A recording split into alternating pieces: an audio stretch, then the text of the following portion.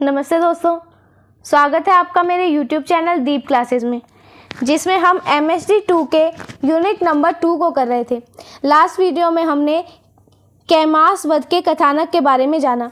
आज की वीडियो में हम जानेंगे पृथ्वीराज रासों में कण्वज समय के कथानक के बारे में। तो बिना देरी किए हम अपना आज का वीडियो जो है स्टार्ट करते हैं। रासों का एक महत्वपूर्ण अंश है कण्वज समय। पृथ्वीराज चौहान और जयचंद में वैर था। कन्नौज जयचंद की राजधानी थी। जयचंद अपने समय में उत्तरी भारत का संभवतः सबसे बड़ा शासक था। उसकी उपाधि दलपंगुर थी। दलपंगुर अर्थात ऐसा नरेश जिसकी सेना इतनी विशाल हो कि उसे प्रयाण न करना पड़े। जहां आक्रमण करना हो वहां तक सेना ही रहे, यानी जिसकी सेना चलती ना हो, पंगु हो। तो यहाँ पे हमें बताया गया कि जो पृथ्वीराज रासों की रचना है, ये रचना में अगर हम सबसे महत्वपूर्ण हिस्सा देखें और जो इसका सबसे बड़ा हिस्सा है वो है कण्वज समय का, यानी कि कन्नौज की लड़ाई की जो कहानी थी इसमें उसका। उस समय राजा पृथ्वीराज चौहान और राजा जयचंद जो थे, इन दोनों के बीच पुरानी दुश्मनी थी। ये जो कन्नौज नाम की जगह है, ये राजा जयचंद की राजधानी थी, यानी कि उनका मुख्य शहर था कन्नौज। और जयचंद जो थे वो अपने दौर में उत्तर भारत के सबसे शक्तिशाली राजा माने जाते थे। उन्हें लोग एक खास नाम से बुलाते थे जो था दलपंगुर। अब इस दलपंगुर का सीधा मतलब होता है कि एक ऐसा राजा जिसके पास इतनी बड़ी और इतनी भारी सेना हो कि उसे कहीं दूर चलकर जाने की जरूरत ही ना पड़े। इसका मतलब ये हुआ कि राजा को जिस भी जगह पर हमला करना होता था, उसकी सेना इतनी लंबी लाइन में खड़ी रहती थी कि वो सीधे उस दुश्मन के इलाके तक पहुंच जाती थी, यानी कि उनकी सेना को एक जगह से दूसरी जगह चलकर नहीं जाना पड़ता था। वह इतनी बड़ी थी कि जैसे एक ही जगह जमी हुई या फिर पंगु हो। किंतु पृथ्वीराज किसी से नहीं दबता था।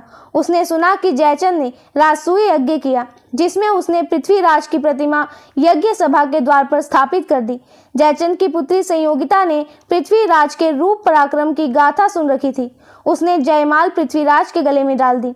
जयचंद ने यह सुना तो उसे क्रोध हुआ और उसने अनेक दासियों के साथ संयोगिता को गंगा तट पर स्थित एक महल में जो है रहने की व्यवस्था करा दी। अब क्या हुआ कि ये जो राजा जयचंद थे, ये बहुत बड़े राजा थे, लेकिन पृथ्वीराज चौहान के आगे जो है ये दबने वाले इंसानों में से नहीं थे। जब पृथ्वीराज को ये खबर मिली कि जयचंद ने क्या किया, एक यज्ञ कराया था, और उस यज्ञ में पृथ्वीराज का अपमान करने के लिए जयचंद ने क्या किया, पृथ्वीराज की मूर्ति बनवाई और उसे सभा के दरवाजे पर एक चौकीदार की जगह पर खड़ा कर दिया।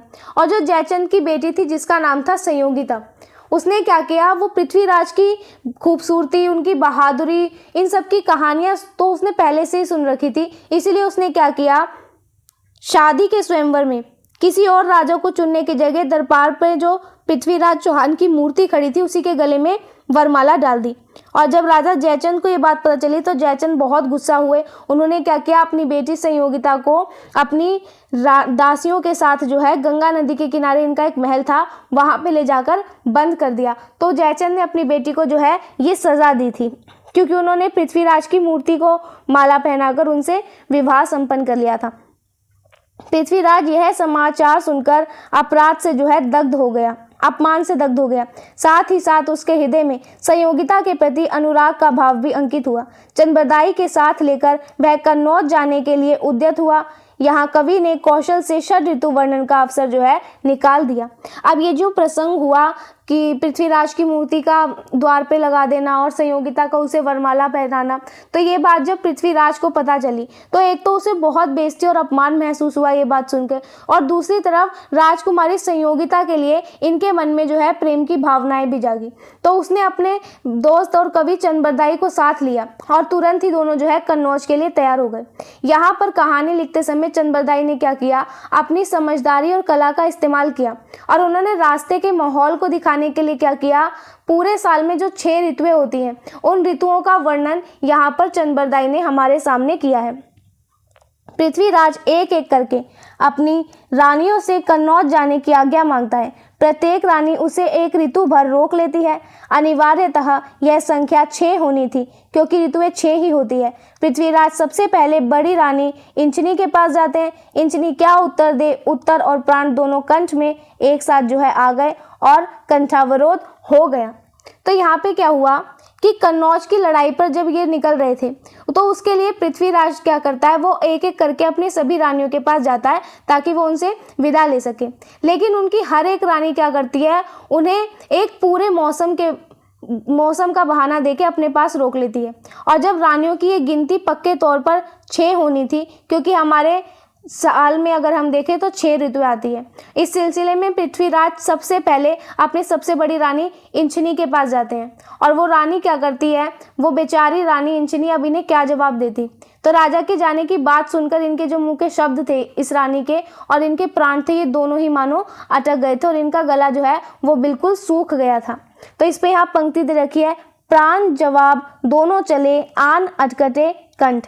तो इसमें वही बताया जा रहा है कि राजा की बात सुनकर जो रानी है वो इतनी ज़्यादा दुखी हो गई कि इनके मुंह से जवाब और जो इनकी जान थी ये दोनों ही एक साथ गले में आकर रुक गई। यानी वो इतनी भावुक हो गई कि उनके मुंह से कोई शब्द ही नहीं निकला। ऋतु वसंत की थी। बड़ी रानी इंचनी ने कहा, आम की मंजरी आ गई। अब जब ये इंचनी के पास जाते हैं आज्ञा लेने के लिए, तो उस समय जो ऋतु थी वो वसंत ऋतु का समय चल रहा था। तो ये अपनी जो इनकी रानी है वो कहती है कि अब जो है वो आम की मंजरी आ गई है और कदम्ब फूले हैं, रातें भी जो है वो लंबी हो गई है यानी दीर्घ हो गई है। भ्रमर मकरंद पान में मग्न भ्रमित होकर इधर उधर जो है गुंजार कर रहे हैं। तो ये सब वो वर्णन है जो वर्षा ऋतु में होता है। जैसे कि आम की मंजरी आ जाती है, वसंत ऋतु में, तो आम की मंजरी आ जाती है वसंत ऋतु में, कदम्ब फूलने लगते हैं, रातें लंबी हो जाती है वसंत ऋतु में, भ्रमर मकरंद पान में मग्न हो जाते हैं। ठीक है, वायु बहती है, विराग्नि का ताप दे रही है, कोकिल कुहू कुहू बोलकर रति की आग लगा रही है। हे नाथ, पैरों में पड़ती हुई विनती करती हूँ, मेरे पति स्नेह का भाव धारण करो। यौवन का काल दिनों दिन घट रहा है, वसंत में गमन मत करो। तो यहाँ पे ये जो रानी है इंचनी, ये यहाँ पर ये जो मौसम था वसंत ऋतु का, पहले तो उसका वर्णन कर रही है और फिर आगे कह रही है कि ऐसे सुहावने मौसम में जो ठंडी ठंडी हवा चल रही है वो अपनों से दूर रहने वाले के दिल को जो है और ज़्यादा तड़पा देती है। कोयल भी बागों में कू कू कर जो है मन के अंदर प्यार की आग को और भड़का रही है। तो रानी इंचनी जो है वो आगे ये भी कहती है कि स्वामी, मैं ना आपके पैर पड़कर आपसे हाथ जोड़कर प्रार्थना कर रही हूँ कि आप मेरे लिए अपने दिल में प्यार की भावना रखो और हमारी ये खूबसूरत उम्र और ये जो जवानी के दिन है ये अब कम होते जा रहे हैं, इसीलिए मेहरबानी करके क्या करो, आप वसंत के इस प्यारे मौसम में मुझे छोड़कर मत जाओ। तो ये कहकर रानी इंचनी जो है पृथ्वीराज को अपने पास रोक लेती है। अब यहाँ यही बात इन पंक्तियों में बताइए, इसे देख लेते हैं। मवरी अम्ब फुल्लिव कदम्ब रजनी दिग्दिसम, भवर भाव भुल्ले भ्रमंत मकरंदय सीसम। तो इसमें बताया है कि आम के पेड़ों पर जो है नए नए फूल आ गए हैं, कदम्ब खिल उठे हैं और अब जो रातें हैं वो बहुत ज़्यादा लंबी होने लगी है। फिर दूसरी लाइन में बताया कि जो भंवरे हैं वो अपनी सुध-बुध भूलकर फूलों के मीठे रस के चक्कर में इधर उधर दीवाने होकर जो हैं घूम रहे हैं।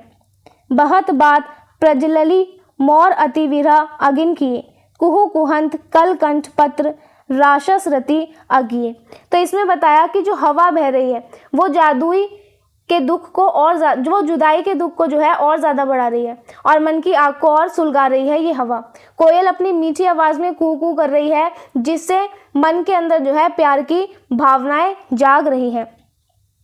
पाए लागनी प्राणपति बिनवो नहा नेह मुझ चित्त धरहु, दिन दिन अवधि जुटवन घटिए कंत वसंत गम करहु।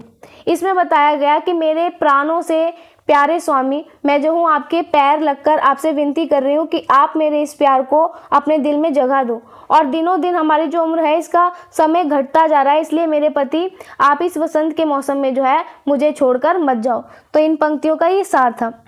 इसी प्रकार उन्हें प्रत्येक रानी जो है एक ऋतु में रोक लेती है। अब पृथ्वीराज गमन करे तो कैसे, तो सभी रानियां क्या करती है, जब एक एक रानी के पास जाते हैं तो ऐसे 6 रानियां इन्हें एक एक ऋतु का बहाना देकर रोक लेती है। अब पृथ्वीराज जो है वो जाए कैसे, कहीं भी जाएंगे कोई ना कोई ऋतु तो होगी, तो ऐसे संकट में उन्हें चंद्रबरदाई जो है उबार सकते हैं।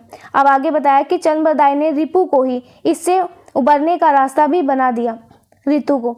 ऋतु शब्द का उपयोग स्त्रियों के मासिक धर्म की स्थिति के लिए भी होता है। अब चंद ने रास्ता सुझाया। तो अब क्या हुआ, अब चंद्रबरदाई ने जाने का एक रास्ता बता रहे हैं कि आप किस तरीके से जो है जा सकते हो। इसके लिए वो क्या कह रहे हैं, रोष भरे उर कामनी होई मलिन सिर अंग उही रीति त्रिय नमावई सुनी चुहाव चतुरंग। तो इसमें चंद्रबरदाई सलाह दे रहे हैं कि जब रानियां जो हैं वो अपने मन में हठ या गुस्सा पाल लेती हैं और जब वो अपने मासिक धर्म के समय में होती है तब उनका शरीर और मन जो है वो थोड़ा अशुद्ध और भारी हो जाता है। तो ऐसे समय में रानियों को अपने पति के पास नहीं रहना चाहिए। चंद्रबरदाई कहते हैं कि राजा पृथ्वीराज चौहान ये नियम सुनकर अब आप अपनी चारों तरह की सेना लेकर यहाँ से आगे के लिए जो है निकल पड़िए।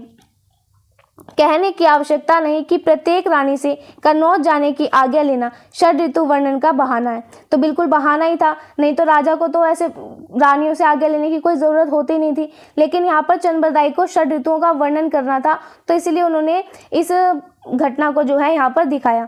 कवि किसी ना किसी छल से षड ऋतु वर्णन की कथानक रूढ़ि का निर्वाह करना चाहते हैं। तो वही है कि जो चंद्रबरदाई थे वो किसी ना किसी कारण से षड ऋतु का वर्णन दिखाना चाह रहे थे, इसीलिए यहाँ पे ऐसा दिखाया। आगे देखो,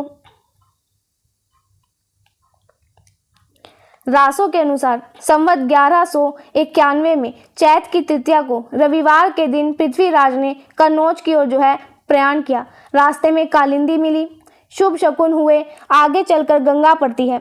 कवि गंगा की स्तुति त्रिभंगी छंद में करता है। प्रातःकाल कन्नौज नगर दिखाई पड़ा। कवि को यहाँ उद्यान वर्णन एवं नगर वर्णन की कथानक रूढ़ियों के पालन का जो है अवसर मिलता है। तो यहाँ पे पहले तो हमें ये बताया गया कि पृथ्वीराज चौहान ने कन्नौज की तरफ जो यात्रा है वो कब शुरू की थी। इसके लिए बताया गया कि सन 1191 में चैत के महीने की 3 तारीख और रविवार के दिन जो है ये यात्रा शुरू की गई थी। और जब वो रास्ते से जा रहे थे तो उन्हें कालिंदी यानी कि हमारी यमुना नदी मिली। वहाँ पे इन्हें कुछ शुभ संकेत भी दिखाई दिए। और जब वो थोड़ा आगे बढ़े तो रास्ते में गंगा नदी भी आई। तब कवि ने गंगा जी की तारीफ में जो है त्रिमंगी नाम की एक खास छंद में कविता वहाँ पर गाई चंद्रबरदाई ने। और अगली सुबह होते ही ये लोग कन्नौज पहुँच गए। वहाँ आकर चंद्रबरदाई को कहानी के नियम के हिसाब से वहाँ के सुंदर बगीचों और पूरे शहर का बढ़िया से नज़ारा दिखाने का जो है चंद्रबरदाई को एक मौका मिल गया। चंद पहले उद्यान का वर्णन करते हैं। उसमें नाम परिगणन भी है और अनूठा सादृश्य विधान भी। उद्यान वर्णन के उपरांत नगर वर्णन है। कन्नौज में रत्नों, मोतियों, मणियों की दुकानें हैं। नाके नाके पर तमोली है। पान खाकर थूकने से कीचड़ सा हो गया। कवि कहता है कि नगर वर्णन करने लगूंगा तो बहुत देर हो जाएगी, इसलिए जयचंद के द्वार चलें। पृथ्वीराज एवं चंद को हजम मिलता है जो उन्हें दरबार में पहुंचाता है। जयचंद को देखकर चंद अपने हाथ उठाकर उन्हें आशीर्वाद देता है। इसके पश्चात जयचंद और कवि का संवाद मनोरंजक और विदग्धतापूर्ण है। जयचंद कवि चंद के बर्दिया उपाधि पर श्लेष व्यंग्य जो है करता हुआ पूछता है। तो इस पंक्तियों में हमें समझाया कि कवि चंद्रबरदाई सबसे पहले वहाँ के जो सुंदर बाग बगीचे थे उनके बारे में बताते हैं और उन्होंने वहाँ के पेड़ पौधों के नाम भी यहाँ पर गिनाए। फिर बगीचों की बात के बाद वो कन्नौज शहर के बारे में हमें बताते हैं और चंद्रबरदाई कहते हैं कि कन्नौज में कीमती हीरे जवाहरात, मोतियाँ, चमकीले पत्थर, इन सब की दुकानें जो हैं वो सजी धजी हैं। शहर के हर कोने और हर चौराहे पर पान बेचने वाले हैं। वहाँ पर लोग जो हैं वो इतना पान खाते हैं कि थूकने की वजह से जो सड़क है उस पर कीचड़ जैसा एक माहौल बन गया है। फिर कभी ये भी सोचते हैं कि अगर मैं इस पूरे शहर की बात बताऊंगा तो बहुत ज़्यादा देर लग जाएगी, इसलिए अब वो सीधा जयचंद के महल के बारे में बता रहे हैं। दरवाजे पर राजा पृथ्वीराज और कवि चंद्रबरदाई को एक पहरेदार यानी कि कोतवाल मिल जाता है जो कि इन्हें राजा के दरबार में ले जाता है और सामने राजा जयचंद बैठा हुआ है। ये देखकर कवि चंद क्या करता है, अपना हाथ ऊपर उठाता है और उन्हें आशीर्वाद देता है। इसके बाद राजा जयचंद और कवि के बीच बातचीत होती है जो कि बहुत मज़ेदार तरीके से बताई गई है। राजा जयचंद कवि चंद्रबरदाई के नाम के पीछे लगने वाला बशदिया यानी कि वरदाई शब्द का जो है मजाक उड़ाते हैं और एक ही शब्द के 2 मतलब निकालते हुए उन पर जो है ताना कसते हैं। जब एक मतलब वरदान देने वाला होता है और दूसरा मतलब जो होता है उसका अर्थ होता है बैल। और ये ताना मारते हुए अब कवि से क्या पूछते हैं वो देखो। वो पूछ रहे हैं, मुंह दरिद्र अरु तुच्छ तन जंगल शवसुहद, वन उजार पशु तन चरण क्यों दूबरी बरद। तो इसमें वो कह रहे हैं कि राजा जयचंद जो है वो कवि यानी चंद्रबरदाई पर ताना मारते हुए कह रहे हैं कि तुम्हारा मुंह जो है वो तो गरीबों जैसा लगता है और तुम्हारा ये शरीर भी बहुत कमजोर और छोटा है। तुम भला जंगल के राजाओं के यहाँ रहने वाले कवि कैसे हो सकते हो। जयचंद आगे कहते हैं कि तुम तो किसी उजड़े हुए जंगल में रहने वाले जानवर या बैल की तरह हो जो बस यहाँ वहाँ चरता रहता है। और फिर हे बैल जैसे कवि, तुम इस राजसभा के गहरे सागर में क्यों डूबने को चले आए हो। तो ये पंक्तियां जो है राजा जयचंद ने कही थी चंद्रबरदाई से। आगे देखो, इस मंडल से दारिद्र्य टपकता है, शरीर क्षीण है, जंगल की सीमा पर रोक है, यह उजड़ गया पशु चर नहीं पाता, यह क्या कारण है, बर्द दुबला है। तो ये जयचंद ने पूछा। अब इस पर जो है चंद्रबरदाई जवाब देते हैं। अब वो जवाब में क्या कह रहे हैं उसे देखो। कह रहे हैं, पृथ्वीराज ने दुष्ट शत्रुओं को पराजित किया, वह वन में पले डाल मूल वृक्ष पकड़ कर छिप गए, अनेक दांतों में तिनके दूब रखकर चौहान की शरण में गए, इससे पत्ते दूबों की कमी पड़ गई और वर्द जो है वो दुबला हो गया आदि। तो चंद्रबरदाई कह रहे हैं कि राजा जयचंद का जो ताना था उसके जवाब देते हुए कहा इन्होंने कि हमारे राजा पृथ्वीराज चौहान ने अपने सारे बुरे और खतरनाक दुश्मनों को हराकर धूल चटा दी है। अब पृथ्वीराज से डरकर वो सारे दुश्मन जान बचाने के लिए जो है जंगलों में भाग गए, वहीं पर पले बड़े जंगलों की डालियों, जड़ों और पेड़ों के पीछे जाकर छिप गए। ये सारे दुश्मन अपने दांतों के नीचे तिनका दबाकर यानी कि पूरी तरह हार मानकर जो है राजा पृथ्वीराज चौहान के पैरों में गिर गए। अब इतने सारे दुश्मन जंगलों में जाकर छिप जाएंगे तो वहाँ के पेड़ पौधों के पत्ते और हरी जो घास है उसकी कमी तो आएगी ही। बस यही वजह है कि जंगलों में घास और पत्तियां कम पड़ गई, जिससे वहाँ रहने वाले बैलों को खाने के लिए कुछ नहीं मिल रहा और वे कमज़ोर होकर जो है डूबते जा रहे हैं। तो ये आंसर मिला जयचंद को। जयचंद ने पृथ्वीराज के विषय में प्रश्न किया। अब जयचंद जो है पृथ्वीराज के विषय में पूछ रहे हैं चंद्रबरदाई से। वो पूछते हैं कि वह कैसा है, उसकी सेना कितनी बड़ी है। तो चंद ने पृथ्वीराज की उम्र बताई, बरस 30, 6 11, 6 आगे 30 यानी 36। तो ये पृथ्वीराज की उम्र है। इस बीच दरबार में क्या हुआ, एक नाटकीय घटना घटी। अब वो घटना क्या थी कि पृथ्वीराज की एक दासी जयचंद के यहाँ जो है रहने लगी थी। वह केश खोले रहती थी, किंतु पृथ्वीराज को देखते ही उसने क्या किया, अपना सिर ढक लिया और जयचंद को शंका हुई कि यह व्यक्ति पृथ्वीराज तो नहीं है। लोग तरह तरह की बातें करने लगे। किसी ने कहा कि चंद को देखकर दासी ने सिर ढका क्योंकि चंद जो है वो पृथ्वीराज का अभिन्न अंग है और चंद और पृथ्वीराज को एक सुसज्जित आवास में ठहराया गया, किंतु अंतोगत्वा पृथ्वीराज पहचान लिया जाता है और जयचंद जो है वो पृथ्वीराज पर आक्रमण करने की आज्ञा दे देता है। तो ये वहां पर हुआ दरबार में। अब इसके बाद क्या हुआ,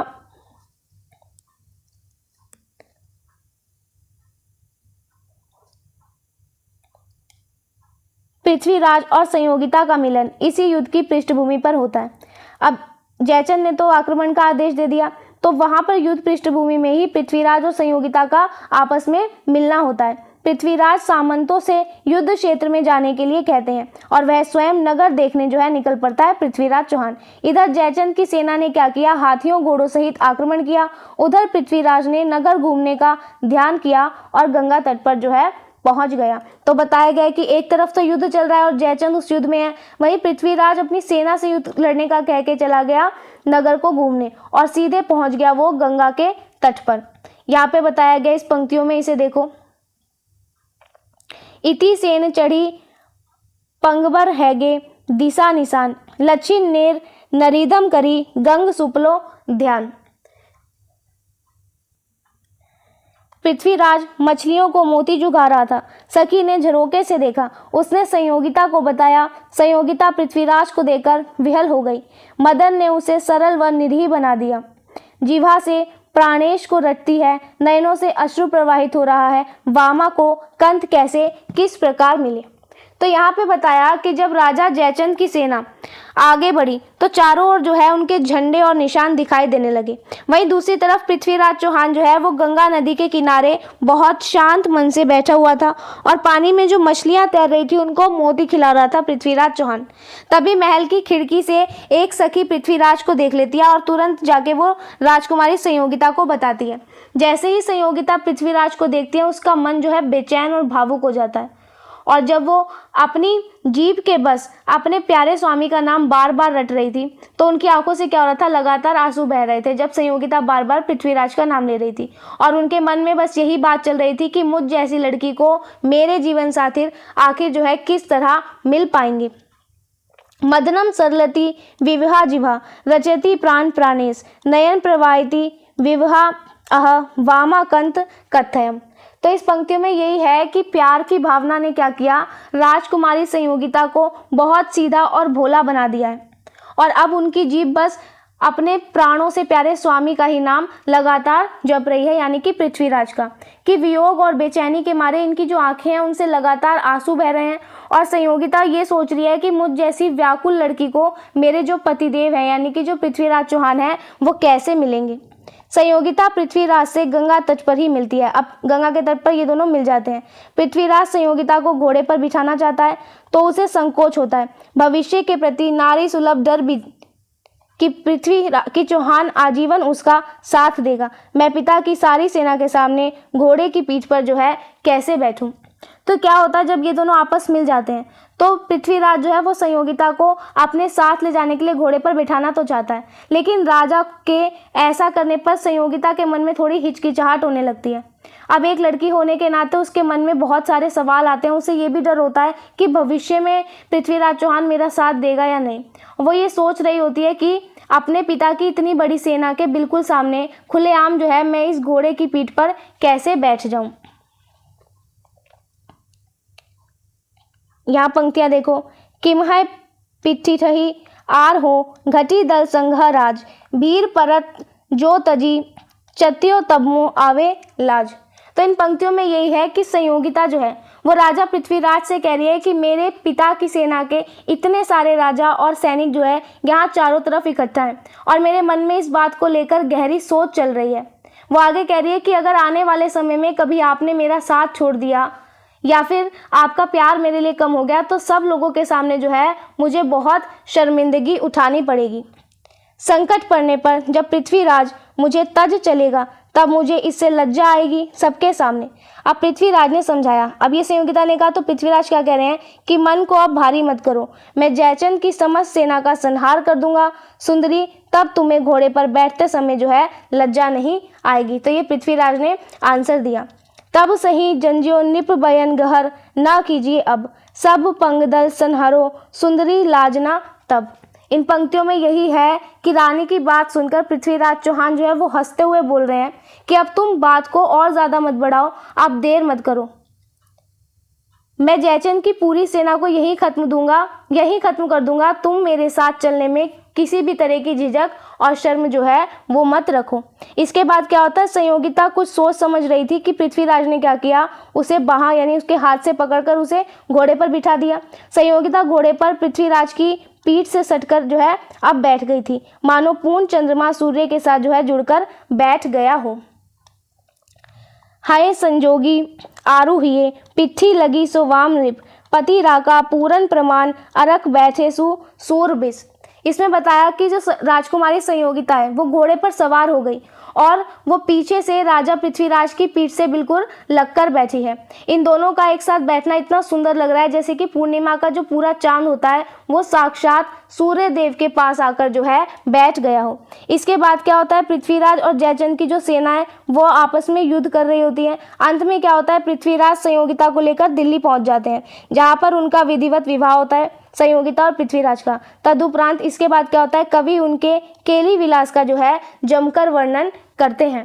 तो जब वो पहुंच जाते हैं उसके बाद इनकी शादी होती है और शादी संपन्न होने के बाद कवि ने क्या किया है, इन दोनों के खुशहाल जीवन और इनका जो आपसी प्रेम था इसको बहुत ही सुंदर तरीके से और खुलकर हमारे सामने चंद्रबरदाई ने प्रस्तुत किया है। तो इस तरह हमने कन्वज युद्ध का जो प्रसंग था इसकी कथानक को जान लिया। अब आगे नेक्स्ट वीडियो में मिलते हैं। इसके आगे कंटिन्यू करेंगे हम पृथ्वीराज रासों में युद्ध और श्रृंगार के बारे में।